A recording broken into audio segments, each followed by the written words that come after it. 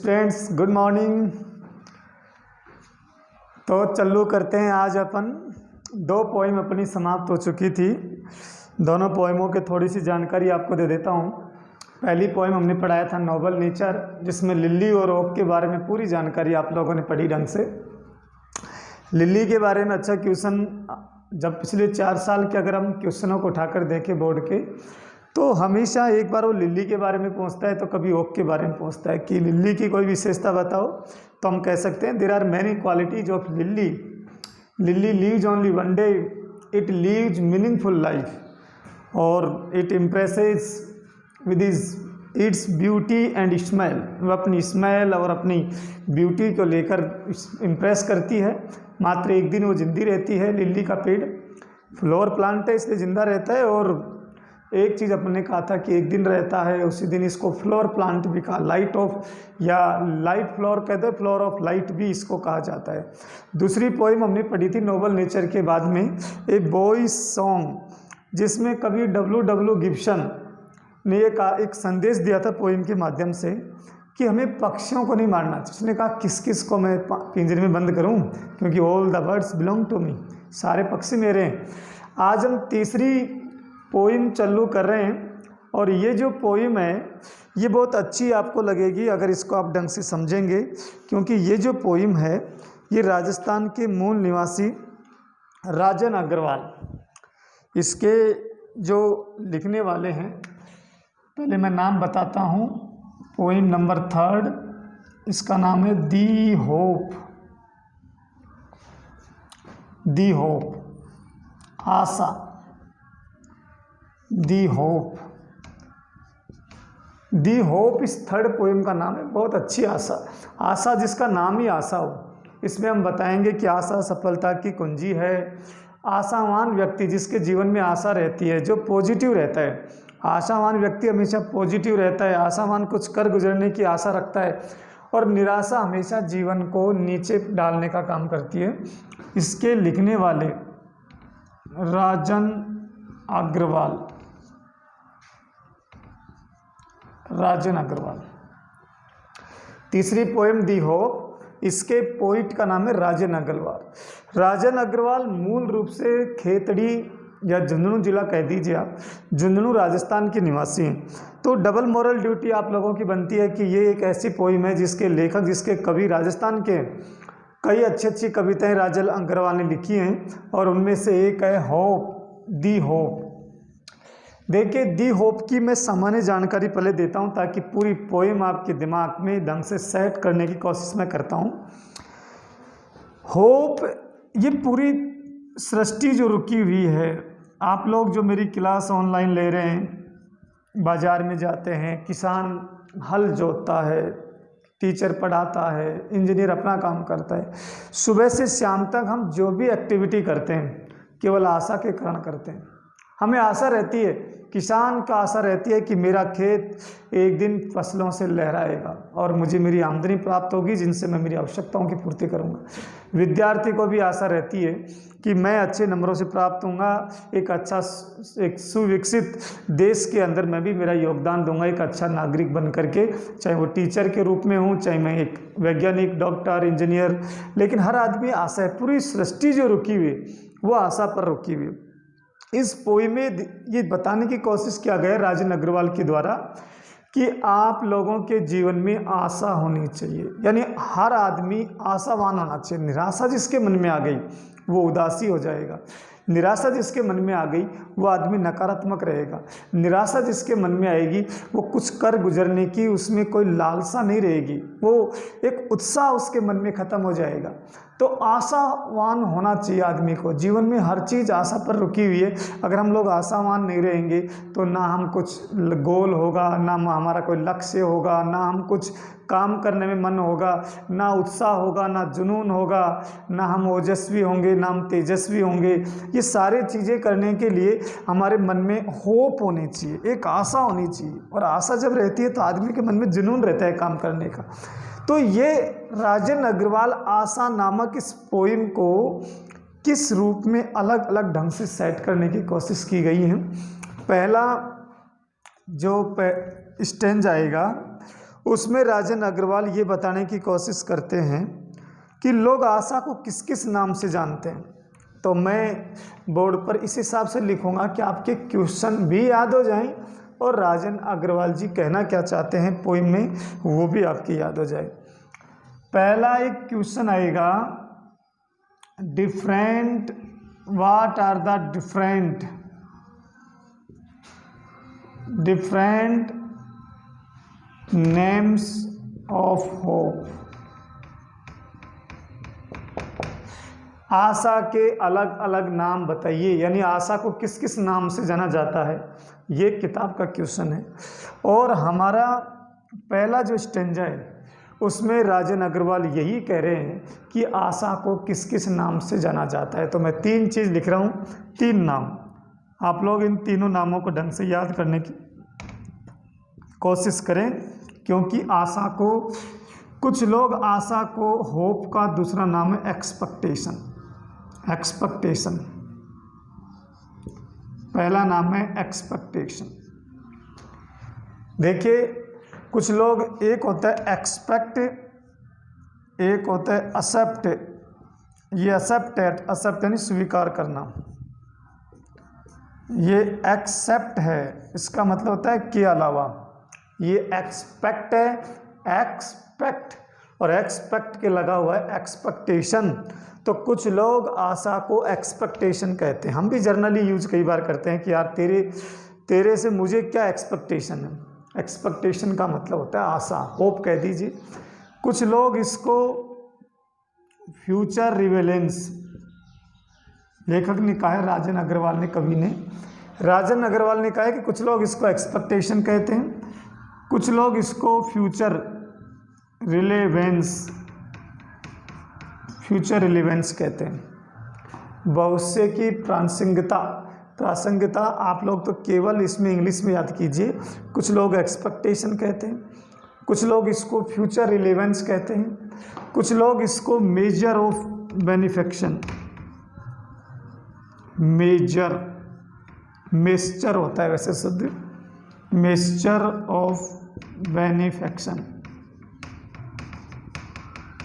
मेस्चर of बेनिफेक्शन। ये 3 नाम। पहला पैराग्राफ आपका पूरा हो गया। बस उसमें यही कहा गया है, पहला जो स्टेंजा है उसमें राजन अग्रवाल ने ये कहा है कि आशा को लोग अलग अलग नाम से जाना जाते हैं। कुछ लोग इसको एक्सपेक्टेशन कहते हैं, कुछ लोग इसको फ्यूचर रिलेवेंस कहते हैं, और कुछ लोग इसको मेस्चर ऑफ बेनिफेक्शन कहते हैं। मेजर का मतलब होता है, मेस्चर का मतलब नापतोल, बेनिफिक्स का मतलब है धर्म लाभ। तो कुछ लोग इसको धर्म का लाभ का नापतोल कहते हैं, कुछ इसको भविष्य की प्रासंगिकता कहते हैं, कुछ लोग इसको एक्सपेक्टेशन यानी आशा कहते हैं। लेकिन आपको ये तीनों नाम तो ढंग से एक बार तीनों नामों को नोट कर लीजिए और पहला स्टेंजा आपका पूरा हो गया। कवि ने यही कहा है कि आशा को किस किस नाम से जाना जाता है। बस क्वेश्चन किसी भी रूप में आए बोर्ड में कि आशा को हम किस नाम जाना जाता है या आशा को जाना जाता है किस किस से, कैसे भी क्वेश्चन आई, सिंपल से क्वेश्चन आएगा, what are the different names of hope. आशा के अलग अलग नाम क्या हैं, तो हम इंग्लिश में बोलेंगे there are many names of hopes, these are followings. Number 1 expectation, 2 future relevance and 3 major of benefaction. या ये कह दीजिए होप इज नॉन, आशा को जाना जाता है बाई डिफरेंट नेम्स, अलग अलग नामों से। और वो कौन कौन से हैं, 1 एक्सपेक्टेशन है, फ्यूचर रिलेवेंस है और मेजर ऑफ बेनिफिक्शन है। तो मेरे हिसाब से पहला स्टेंजा बिना पढ़ाई आपके ढंग से याद हो गया। जब मैं किताब को पढ़ाऊँगा तो ये बिल्कुल ईजी वे में आपके समझ में आ जाएगा। लेकिन पहला क्वेश्चन भी तैयार हो गया और पहला स्टेंजा भी तैयार हो गया। नंबर 2, दूसरा है, पहले क्वेश्चन बता देता हूं मैं और फिर कवि क्या कहना चाहता है वो देखिए। दूसरा क्वेश्चन आएगा कि कवि के लिए, भाई आशा को हम एक्सपेक्टेशन कहते हैं, फ्यूचर रिलेवेंस कहते हैं, मेजर ऑफ बेनिफिक्शन, अभी 3 लाइन मैंने बोर्ड पर लिखी। लेकिन कवि कहता है कि मेरे लिए ये तीनों में से कोई सा भी नहीं है, ना मैं इसको एक्सपेक्टेशन मानता हूँ, ना मैं इसको मेजर ऑफ बेनिफिक्शन मानता हूँ, और ना ही मैं इसको फ्यूचर रिलेवेंस मानता हूँ। मेरे लिए तो आशा को राजन अग्रवाल कहते हैं कि मेरे लिए तो ये creation of soul, creation of soul, ये शब्द आपको ढंग से याद करना पड़ेगा और ये क्वेश्चन भी याद हो गया। क्वेश्चन यह आएगा कि राजन अग्रवाल के लिए भाई होप क्या है, या कवि आशा को किस रूप में देखते हैं, या कैसे भी घुमा कर क्या जाए कि कवि आशा को क्या मानते हैं, यानी आशा कवि के लिए क्या है या किस रूप में देखते हैं। तो हम कहेंगे राजन अग्रवाल क्रिएशन ऑफ सोल। कवि कहता है कि मेरे लिए तो क्रिएट से बना है क्रिएशन। क्रिएट का मतलब होता है सृजन करना, पैदा करना, बनाना, और क्रिएशन का मतलब है सृजन। सोल यानी आत्मा, ये मेरे लिए तो आत्मा का सृजन है। तो कवि ने कहा है कि मेरे लिए ना ये एक्सपेक्टेशन है, ना मेजर ऑफ बेनिफिक्शन है, ना क्रिएशन ऑफ, मेरे लिए तो ये क्रिएशन ऑफ सोल है। फिर उसने कहा है कि आशा, क्वेश्चन नंबर 3, स्टेंजा दूसरा ही चल रहा है तो 4 स्टेंजाओं में इस पूरी बात को अपन बोलेंगे। तीसरा क्वेश्चन यह आएगा फंक्शन ऑफ होप। फंक्शंस लगा देता हूँ, बहुवचन है, फंक्शंस ऑफ होप। ये एक अच्छा क्वेश्चन बोर्ड में आया हुआ है एक बार। फंक्शन का मतलब होता है कार्य, work. What are the functions of hope. आशा के क्या कार्य है, आशा आपकी ज़िंदगी में क्या क्या कार्य करती है। तो देखिए आशा क्या क्या काम करती है, इसको भी मैं 3 पॉइंटों से आपको समझाने की कोशिश करता हूँ। आशा बहुत सारी चीज़ें करती है। आशा ही ये समझो कि हम लोग जो कुछ कर रहे हैं वो केवल आशा के कारण कर रहे हैं। आप लोग इंजीनियर, डॉक्टर बनने की कोशिश कर रहे हैं, ये आशा है कि हम लोग एक दिन जाकर के PMT, JEE, नीट की तैयारी करेंगे, उसमें हमारा सिलेक्शन होगा, फिर देश के भावी डॉक्टर बनेंगे, और डॉक्टर बन करके हमारा नाम, देश का नाम, परिवार का, मम्मी पापा और गुरुजनों का सबका नाम हम रोशन करेंगे। तो ये सब आशा ही तो है। अगर हमारे मन से आज ही आशा निकल जाए कि क्या करेंगे डिग्री का लेकर के हम, तो हम लोग ना पढ़ाई करेंगे, ना कहीं जाएंगे, ना कुछ कर पाएंगे, और निराशा इतनी हैवी हमारे मन में हो जाएगी कि हम लोग एक ज़िंदगी खराबी की ओर, एक नकारात्मक माहौल हमारे चारों तरफ तैयार हो जाता है। तो क्या क्या करती है आशा, देखिए। पहला कार्य है, आशा जिस आदमी के मन में होगी, जिसके शरीर के अंदर आशा घुस गई, तो होप किल्स नेगेटिविटी। सबसे पहला काम करती है, सिंपल सा वाक्य किताब में आएगा, होप किल्स नेगेटिविटी। होप यानी आशा, किल्स यानी मार देती है नेगेटिविटी। ये आशा नकारात्मकता को मार देती है, हमारे शरीर में सकारात्मकता को लाती है, पॉजिटिविटी आएगी, नेगेटिविटी मर जाएगी। अगर आपके मन में आशा है तो आपकी नेगेटिविटी मर जाएगी। फिर दूसरा है कि होप, ये तो किल्स कर देती है, और फिल यानी भर देती है, वार्मथ।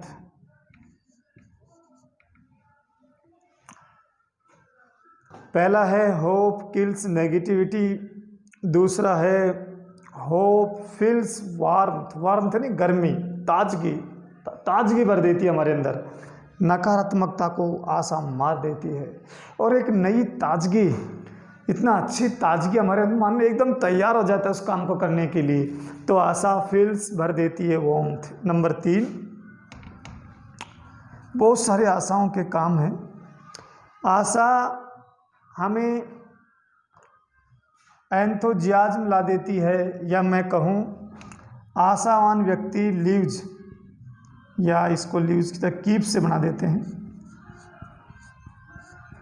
कीप्स क्वाइट एंड काम। ये लाइन भी किताब के अंदर आएगी। जो आदमी आशावान रहता है वो ज़्यादा फड़फड़ाहट नहीं करता। आशावान व्यक्ति बिल्कुल क्वाइट एंड काम, क्वाइट यानी शांत, काम यानी बिल्कुल नो साउंड, कोई फड़फड़ाहट नहीं, बिल्कुल क्वाइट एंड काम रहता है। और जो आदमी आशाहीन रहता है, जिसमें आशा नहीं है, वो फड़फड़ाहट करता है, बोलता ज़्यादा है, काम कम करता है, लेकिन जिसके मन में आशा है वो अपना टारगेट में लगा रहता है, चुपचाप उस काम में लगा रहता है, उसको फालतू के कामों की बात करने की कोई आवश्यकता नहीं है। तो ये 3 चीज़ आपको याद करनी पड़ेंगी। दूसरा जो स्टेंजा हमारा तैयार हो गया है, और वैसे 3 चीज़ें आपके मन में आनी चाहिए कि आशा क्या क्या काम करती है। तो रघुराम राजन अग्रवाल ने बहुत अच्छे शब्दों में कहा है कि होप किल्स नेगेटिविटी, नकारात्मकता को मारती है। होप फिल्स वार्मथ, आशा गर्मी और ताजगी भर देती है हमारे शरीर के अंदर। आशावान जो आदमी है वो क्वाइट एंड काम, बिल्कुल शांत और चुप रहता है। ये आशा के अच्छे लक्षण हैं और आशा के कार्य हैं।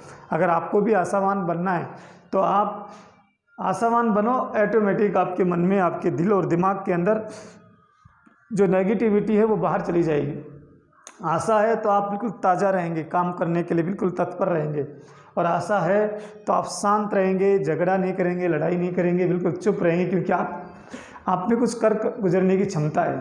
तो ये आशा के कार्य हैं। एक लाइन उसमें और कहा गया है कि जो आदमी आशावान रहता है, एंथोजियाज्म, उत्साहित रहता है हमेशा। हर काम करने के लिए उसके मन में हाँ मैं कर लूँगा, क्योंकि उसके मन में आशा है। तो ये आशा के कार्य आपको ढंग से बताए गए हैं, इनको आप ढंग से याद कर लोगे तो आशा के फंक्शंस हो गए। अब क्वेश्चन एक छोटा सा ये भी आएगा कि आशा किसको मार देती है, तो होप किल्स नेगेटिविटी। और ये तीनों लाइन अगर आपकी याद हो जाए तो ये बोर्ड में कई बार क्वेश्चन आता है कि फंक्शंस ऑफ होप, क्या क्या कार्य हैं आशा के, तो आप आशा के कार्य आराम से याद कर सकते हो। अब देखिए एग्जाम्पल्स दिए गए हैं, एग्जाम्पल्स कि आशा के कारण कौन क्या करता है।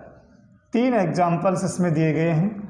मैं तो आपको पहले ही बहुत सारे एग्जाम्पल दे चुका हूँ, और भी दे सकता हूँ। आशा के कारण ही किसान खेत में जाता है, आशा के कारण ही उद्योगपति उद्योग चलाता है, आशा के कारण ही हम लोग सब ये चीज़ पढ़ रहे हैं, आशा के कारण ही बाज़ार में बेचारा एक दुकानदार बाज़ार में आता है कि मेरा सामान बिकेगा। हर चीज़ आशा पर रुकी हुई है। लेकिन हमारी किताब में 3 एग्जाम्पल दिए गए हैं। क्या क्या कहा गया है? सबसे पहले कहा गया है कि एक शब्द आएगा बड़। बड़ का मतलब होता है कोंपल। जब पेड़ के बगल में जो कोंपल आती है, बिल्कुल जो अभी छोटी सी है, पानी के कारण वो धीरे धीरे बढ़ेगी, तो जो बड़ है वो पेड़ के लगी रहती है, स्टे यानी ठहरी रहती है। राजन अग्रवाल ने कहा है कि पेड़ के जो कोंपल होती है वो भी एक आशा के कारण ही लगी रहती है कि एक दिन मैं हरी भरी होंगी और मैं एक ब्रांच का रूप ले लूँगी, एक दिन मैं बड़ी होकर के ब्रांच बन जाऊंगी। तो जो बड़ है, बड़ जो कोंपल है पेड़ के, वो भी केवल आशा के कारण ही रुकी रहती है। अगर उसमें निराशा आ जाए तो क्यों रुकी रहेगी, क्यों इंतज़ार करेगी इतना बड़ा ब्रांच बनने का। हम लोग, एक बच्चा पैदा होता है तो माँ बाप की भी आशा रहती है कि मेरा बेटा एक दिन बड़ा होगा, फिर स्कूल जाएगा, फिर पढ़ लिख करके बड़ा नौजवान युवक बनेगा, फिर नौकरी लगेगा, फिर हमारी सेवा करेगा बुढ़ापे में। आशा के कारण ही तो हम लोग उसको दिन प्रतिदिन वो आशा देख कर ही तो उसका पालन पोषण करते हैं। आशा ही नहीं होगी तो फिर तो आदमी क्या करेगा, उसके नकारात्मकता भर जाएगी उसके मन में। तो नंबर 2, एक क्वेश्चन भी आएगा कि बर्ड्स आशा के कारण, हमारे जो पक्षी हैं बेचारे, ये भी बर्ड्स फ्लाई यानी उड़ते हैं। एक वचन है बर्ड तो फ्लाई जाएगा, बहुवचन है तो इसमें फ्लाई आ जाएगा। इसमें अपन एस लगा देते हैं, फ्लाई। कि पक्षी किसके लिए उगते हैं? वो बेचारे फ्लाई करते हैं फूड के लिए। सुबह सुबह अगर आप पक्षियों को देखोगे तो वो आसमान में उड़ के जाते हैं, उनको कोई टारगेट का पता नहीं है कि मैं कहाँ मुझे जाना। उनसे कोई पूछे कि आप जा कहाँ रहे हो तो बिल्कुल उनको पता नहीं है, लेकिन वो बेचारे एक आशा लेकर के जाते हैं कि हाँ जहाँ भी चुग्गा दाना मिलेगा हम लोग चोंच भर करके लाएंगे और आराम से अपने बच्चों को भी खिलाएंगे और हम भी खाएंगे। सिर्फ आशा है उनके पास, बाकी उनको ना पता है, ना उनको कोई टारगेट है, ना उनको कोई गाइडलाइन करने वाला है। लेकिन बेचारे पक्षी आशा के कारण ही वो उड़ते हैं भोजन लाने के लिए। इसके अलावा भोजन के साथ साथ आपने देखा होगा घोंसले में, घोंसला बनाने के लिए वो तार लेकर आते हैं दूब के, जिनको मटेरियल कहा गया है इसी पार्ट के अंदर, मटेरियल ऑफ हाउस। अपना खुद का हाउस बनाने का मटेरियल और फूड, 2 चीज़ लेने के लिए जाते हैं बेचारे। तो क्वेश्चन आएगा ये कि birds, why do birds fly, पक्षी क्यों उड़ते हैं? तो पक्षी बेचारे उड़ते हैं इन सर्च ऑफ फूड, एक तो भोजन की तलाश में एंड मटेरियल ऑफ हाउस, और उनके मकानों का जो मटेरियल है ये उनको मिलेगा। इन दोनों चीज़ों की आशा के लिए उड़ते हैं वो, और मिलता भी है उनको। लेकिन क्यों उड़ते हैं? केवल आशा के कारण। तो आशा के कारण ही एक कॉपल बेचारी लगी रहती है कई महीनों सालों तक कि मैं एक दिन ब्रांच बनूंगी। आशा के कारण ही पक्षी उड़ते हैं। फिर इसमें कहा है कि आशा के कारण ही जो ट्रीज की जो ओल्ड लीव्स हैं, पुरानी पत्तियां हैं, आपने देखा होगा बसंत के मौसम में जो पीली पत्तियां हैं वो सारी झड़ जाती हैं। एक पेड़ बेचारा आशावान है, वो भी आशा के कारण सारी पत्तियों को झाड़ देता है कि अब मैं दोबारा से, मेरी ये सारे कौंपले हैं दोबारा से पत्ती का रूप लेंगे और मैं फिर हरा भरा हो जाऊंगा।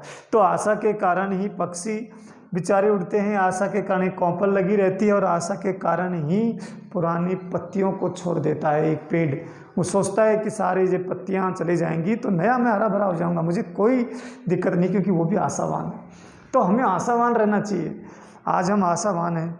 अगर हम लोग, जो बच्चे आशावान नहीं हैं, वो कई लोग लापरवाही बरत रहे हैं क्लास के अंदर, सोच रहे हैं, कईयों में नेगेटिविटी आ गई, फ्रस्ट्रेशन हो जाता है।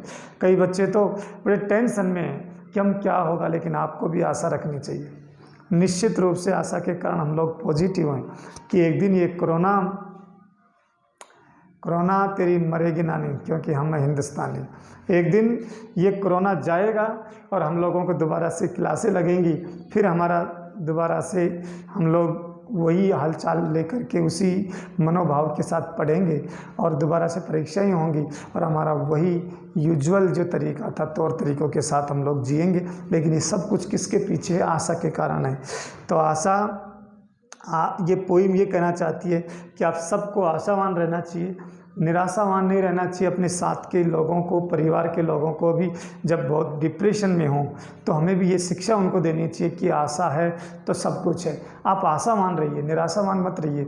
अगर हर चीज़ में आशा देखोगे तो निश्चित रूप से आप लोग पॉजिटिव रहेंगे, नेगेटिविटी निकल जाएगी, माहौल अच्छा रहेगा, मन अच्छा लगेगा, और आपका टारगेट भी आपको अचीव होगा। क्योंकि बेचारे पक्षी और पेड़ भी कितने समझदार हैं जो आशा के कारण अपनी पुरानी पत्तियों को छोड़ देते हैं। पक्षी कितने समझदार हैं जो बिना कोई टारगेट, कोई उनको पता नहीं रहता है कि मुझे जाना कहाँ है, फिर भी बेचारे फूड और मटेरियल लेने के लिए जाते हैं। अब अगला और लास्ट इसमें यही कहा है कि अब जो मेन बातें सारी ख़त्म हो चुकी है पोइम की, अब इसको मैं पढ़ा देता हूँ, और पढ़ा करके आपको एक एक पैराग्राफ, एक एक जो स्टेंजा है इसके लाइन टू लाइन अपन समझेंगे, फिर इसके क्वेश्चन आंसरों को दोबारा समझेंगे। लास्ट में ये कहा गया है कि आशा एक आदमी का सबसे सुप्रीम एक्सीलेंस है। आशा सर्वोत्तम विधि है, और यह आदमी के जन्म से ही स्टार्ट हो जाती है। इसलिए आशा आदमी के जन्म के साथ प्रारंभ होती है और उसकी मृत्यु के साथ समाप्त हो जाती है। इसलिए हमें आशावान रहना चाहिए। अब इस किताब की अपन पढ़ लेते हैं। Thank you so much.